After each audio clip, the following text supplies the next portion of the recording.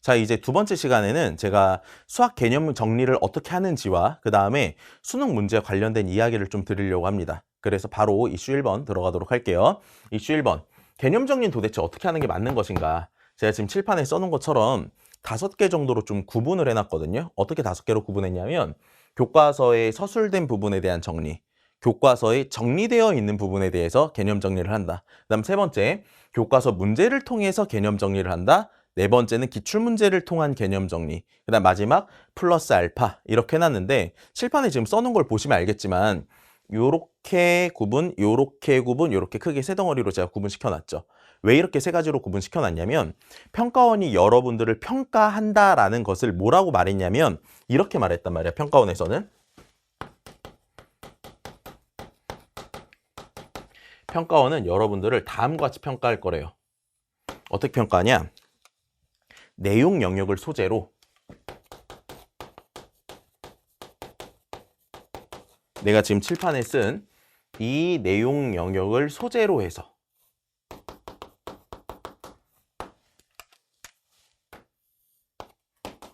행동 영역을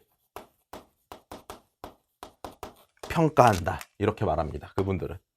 행동 영역을 평가하는 시험이 수능이다.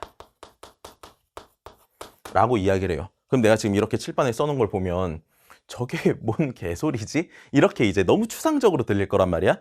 그러니까 이게 내가 설명을 해도 굉장히 추상적이거든, 사실. 어려운 말이야. 그러니까 일단은 내가 말해줄 테니까 들어는 봐봐. 그래 내가 좀 구체화 시켜줄게.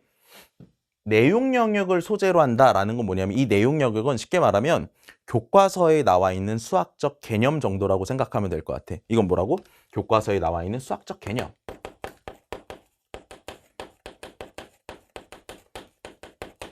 그래서 교과서에 나와 있는 수학적 개념은 어디 나와 있는 거야?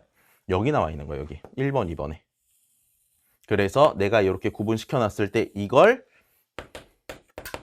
내용 영역 정도라고 여러분들이 생각하시면 될 것 같아. 무슨 말인지 알겠죠? 그리고 나서 행동 영역을 평가한다라고 말했잖아. 그럼 이 행동 영역이 도대체 뭐냐? 평가원에서는 이렇게 말해요. 이 행동 영역이라는 걸 수학적 사고력이라고 말해. 이 말도 너무 추상적이지 않아요? 그렇죠? 수학적 사고력이라고 얘기를 하는데 이분들이 말하는 수학적 사고력은 크게 네 가지로 분류가 됩니다. 어떻게 네 가지로 분류가 되냐면 첫 번째가 계산, 이해, 그 다음에 세 번째가 추론, 네 번째가 문제 해결력. 이렇게 크게 네 가지로 나뉘어져요. 근데 개념 계산하는 것과 이제 이해하는 부분은 충분히 이건 와닿을 것 같아.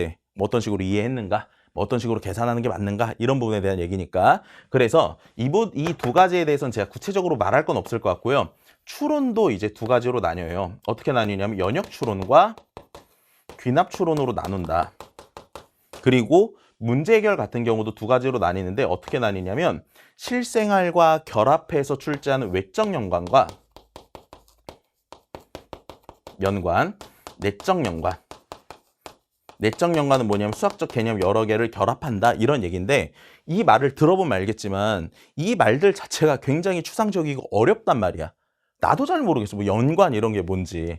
그래서 이거를 내가 이해가 잘 가게 구체화를 지금부터 시켜줄 거예요. 구체화를 시켜줄 건데 내가 지금 말하는 건 정확한 행동 영역이라기보다 행동 영역을 구체화한 부분이다라고 이해하시면 될 것 같고 행동 영역을 구체화한 부분까지 공부를 제대로 하더라도 1등급을 받는 데는 문제가 없다라는 걸 일단 여러분들이 기억해 주시면 될 것 같아. 이게 너무 광범위한 얘기라 여러분들께 와닿게 제가 좀 더 구체화시켜서 얘기해 드릴게요. 그럼 예를 하나 들어보자. 예를 들어서 이런 건데 봐봐. 어이구 마이크 꼈다. 이제 얘 한번 들어볼게요. 봐봐. 예를 들어서 쉽게 뭐 한 이 정도 얘기해 볼게. 평행이라는 걸 가지고 내가 예를 한번 들어보도록 할게. 평행에 대한 내용 영역이 뭐냐 하고 말하면 아무리 연장해도 만나지 않는 두 직선의 관계를 평행하다라고 이야기를 해요. 이게 이제 내용 영역이야. 교과서에 써 있는 부분이라고 생각하면 될 것 같아. 그래서 내가 그려볼게. 봐봐. 선 하나가 있고 선 하나가 있는데 얘네들이 평행하다 이렇게 나왔다고 치자. 문제 발문에 평행하다가 나온 거야. 그러면 이거를 딱 체크해 두고 여러분들이 무슨 수학적 사고, 어떻게 발상을 떠올려서 문제를 풀어나가야 되는가에 대한 정리를 지금부터 나는 그냥 행동 영역의 구체화 정도라고 말할 거야. 그리고 이건 수업 시간에 당연히 내가 잘 해줄 부분이고, 그래서 이런 게 뭐냐 하면 잘 보세요. 얘네 둘이 평행한 직선이면 이게 아무리 연장에서도 만나지 않기 위해서는 이 평행한 두 선 사이의 거리가 어때야 돼? 일정해야 되지. 그래서 평행이란 단어를 보면 일단 제일 먼저 일정한 거리, 뭐 이런 부분에 대한 정리가 되어 있어야 된다 이거지. 그리고 좀 더 이제 나아가 볼게. 봐봐. 초등학생 때 이런 거 배웠지. 평행선과 직선의 위치 관계. 그러면 평행선이 나오잖아? 그럼 뭐와의 위치 관계라고? 직선과의 위치 관계이기 때문에 직선이 자주 등장한단 말이야. 그래서 어떤 직선이 이렇게 등장했다라고 생각을 할게. 그럼 다시 평행한 선이 나왔어? 근데 직선이 나왔어? 굉장히 중요한 선이니까 체크를 하고 얘로부터 뭔가 문제를 풀어나갈 수 있지 않을까라는 생각을 하는 게 맞다는 거지. 그럼 뭘로 넘어가는 게 맞냐? 어렸을 때 이런 거 많이 하지 않았나? 얘랑 각 어때? 동의각이니까 같지. 그치? 그리고 얘랑 얘는 억각이라서 같지. 이해갔어? 그래서 두 번째 해야 될 생각은 뭐냐면 각에 대한 체크를 해야 되는구나. 각 체크를 해야 되겠구나. 뭐 이런 걸 생각할 수가 있고, 그 다음에 세 번째로 뭐 할 수 있냐면 이 새로 등장한 직선 위에 수능 문제에서는 어떤 특정한 점이 제시가 될 수가 있거든. 그럼 이 특정한 점에서 평행선에다가 수선의 발을 내릴 수가 있겠지. 이건 기본적인 보조선이니까. 그럼 어떤 도형이 작도가 됐지? 직각삼각형이 작도가 됐지. 그러니까 세 번째로 해볼 수 있는 생각은 직각삼각형의 작도. 그럼 직각삼각형이 이제 작도가 된 걸 보니까 그 다음으로 조금 더 문제의 난이도가 올라가게 되면 이 직각삼각형과 이 직각삼각형 두 개가 뭐 했어? 닮았지. 그치? 그리고 네 번째 닮음. 이런 것들을 정리해 나갈 수 있을 거 아니야? 이런 게 이제 행동 영역의 구체화된 부분이다라고 생각하면 될 것 같아. 따라서 이런 것들을 개념 정리에 포함시켜서 개념을 정리하면 좋을 것 같은데 그건 어디서 알 수 있는 거냐면 여기서 알 수 있는 거야. 세 번째, 네 번째. 여기서 뭐 하자? 행동 영역을 구체화시켜서 공부하자.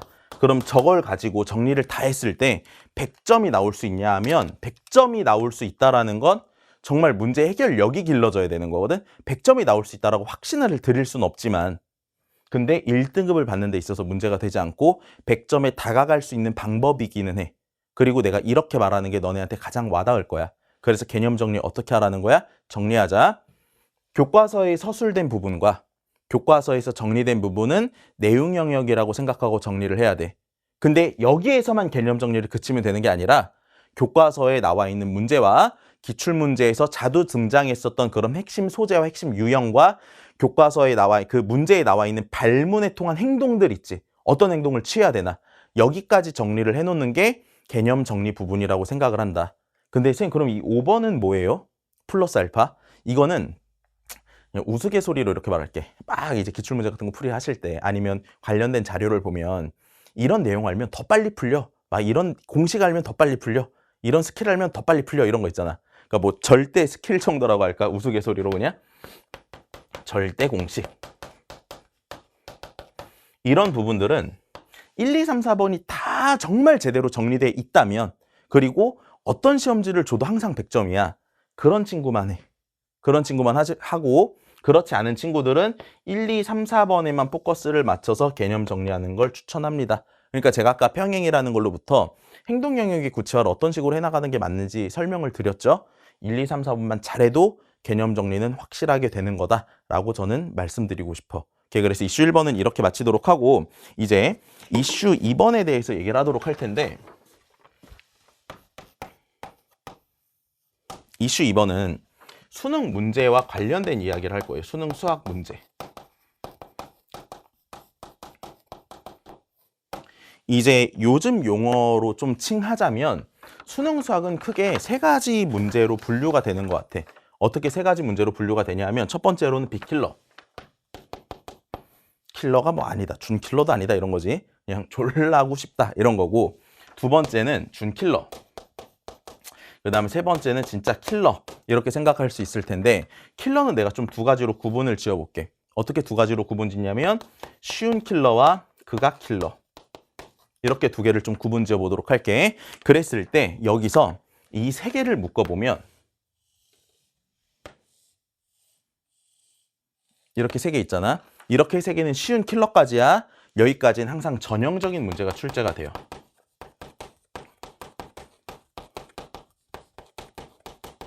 전형적인 문제가 출제가 된다. 그래서 이 전형적인 문제라고 내가 써놨잖아. 이 전형적인 문제는 너네들의 수능 시험날 받을 점수에 안정적인 점수를 보장해주는 문제들이야. 알겠어? 이 전형적인 문제들은 뭐한다? 안정적 점수 확보를 하는 데 도움을 준다. 그래 사실 이 극악 킬러는 요즘에 뭐 한 개 아니면 두 개 이렇게밖에 안 나온단 말이야. 근데 1등 커트라인 보면 92점이지.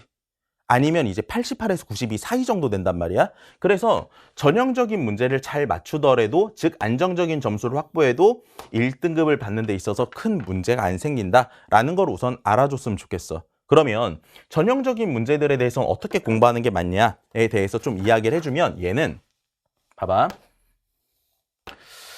너네가 전형적인 문제를 이렇게 착각할 수 있어.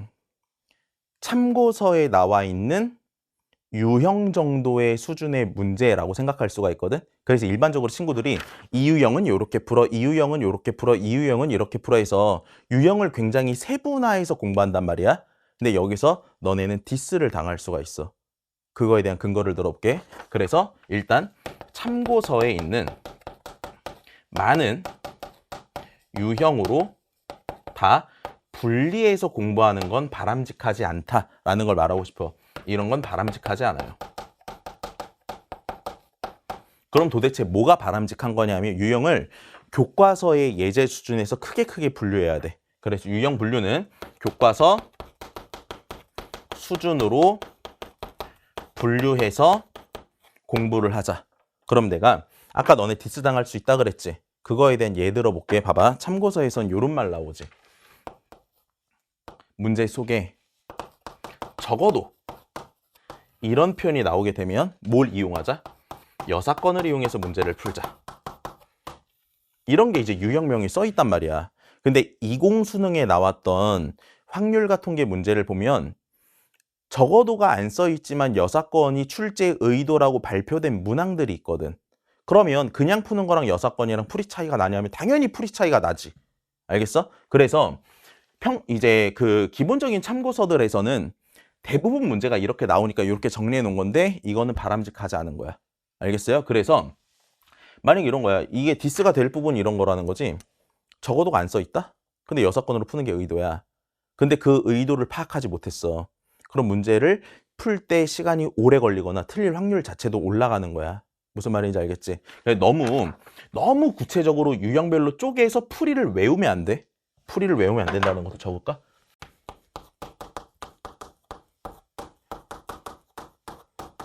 다 이해갔지? 그러니까 풀이를 이제 너무 많은 세부 유형으로 외우게 되면 디스 당할 수 있는 거야. 근데 교과서 수준으로 분류를 하고 교과서에 있는 풀이를 가지고 문제를 풀거나 그리고 교과서에 나와 있는 개념적인 내용이 완벽하게 제대로 올바르게 공부를 한 친구라면 이 친구들은 절대 디스 당할 일 없어.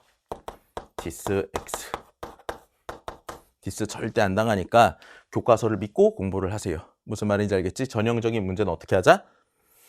기출문제랑 교과서에 있는 문제 잘 보면 되는데 교과서 풀이에 근거해서 그 교과서의 수학적 개념에 근거해서 문제를 풀려고 애쓰는 게 맞다. 이렇게 말씀드리고 싶고 그다음 마지막으로 이제 이 극악 킬러 문항에 대한 말씀을 제가 좀 드리고 싶은데 일단 이 극악 킬러 문제는요. 제가 지금 사실 설명할 부분은 아닌 것 같아요. 왜 그렇게 판단을 했냐면 대학을 잘 간다는 좋은 입결을 낸다는 것은 그냥 안정적 점수 확보가 되는 게 훨씬 더 중요하거든. 그러니까 우선은 이렇게 공부를 하면서 겨울방학 좀 보내고 그리고 이게 안 되면 극악 킬러를 하는 게 의미가 없잖아. 그래서 얘는 제가 제 커리 중에 킬러를 뚫다를 하는 중간쯤에 6평 보기 전에는 고난도 문제 학습 방법에 대해서 촬영해서 올릴 거예요. 고난도 문제 해결 강의. 를 통해서 여러분들께 그때 좀 구체적으로 말씀해 드릴 테니까 여긴 일단 살짝 넘어가자. 알겠어? 근데 그냥 하나만 좀 뒷받침하는 말로 이제 얘기를 해주면 극악 문제 같은 경우는 절대 너네가 기존에 알고 있었던 사전 지식으로 푼다라는 건 말이 안 돼. 왜? 뭐 새롭게 문제가 새로운 유형이라든가 새로운 소재가 출제가 되게 되면 기존에 있던 걸로 대비가 안 될 거 아니야. 그래서 뭘 잘해야 되냐면 문제를 있는 그대로 해결하는 문제 해결력을 기르셔야 됩니다. 알겠어요? 그래서 그냥 얘는 막 뭔가를 떠올려서 풀려고 하지 마. 그냥 있는 그대로. 교과서에 나와 있는 수학적 개념에 근거해서 그냥 있는 그대로 풀어서 문제 해결력을 강화시키는 게 맞다. 이해갔어? 그래서 제가 일단 이슈 1번과 이슈 2번 해서 이렇게 말씀을 해드렸는데 주된 부분은 이거예요. 두 가지 정리하면 개념 정리 잘하자. 그리고 또 하나는 뭐야? 수능 문제 구성이 저러하니까 안정적인 점수를 확보하기 위한 노력을 좀 많이 하자. 이렇게 정리하면 될 것 같아. 그래서 개념 정리 어떻게 하자고? 내용 영역 당연히 알아야 돼. 이걸 모르면 문제를 풀 수가 아예 없어. 그리고 행동 영역을 구체화하는 거 정도 잘 해놓으면 1등급을 맞는 데까지는 문제가 없고 100점을 받을 수 있는 이제 뭐라고 해야 될까? 그 기본적인 원석이 돼 있는 상태 정도라고 생각하시면 될 것 같고 1, 2, 3, 4번이 되어 있고 100점이 매번 나오는 친구만 5번을 해라. 5번은 비효율적일 수 있다. 그러니까 이건 그냥 나 같으면 솔직히 말하면 안 할 것 같아. 알겠어? 그냥 이런 건 됐고 개념 정리 이렇게 하시고 수능 문제는 빅킬러, 준킬러, 쉬운 킬러, 극악 킬러 이렇게 나뉘어지는데 겨울방학 때는 어디까지 잘해나? 쉬운 킬러까지만 잘해나. 그래서 28문제만 안정적으로 다 맞추더라도 1등급은 나온다. 알겠어? 그래서 두 번째 강의는 이렇게 정리하도록 합시다.